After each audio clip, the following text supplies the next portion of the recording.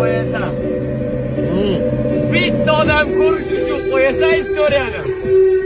Lekin hamma ko'radi. Ichidan bittadan qidirsan, lekin topolmaysan.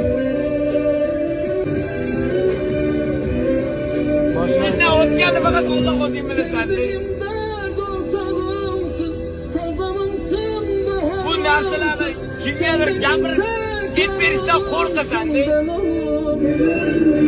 G'ururimcha deysan. Yana o'sha gapimni g'ururim bo'lmasa hammadan qiy bo'lib ketadi. G'ururim kuchli hech qachon yo'q. Haqiqiy inson.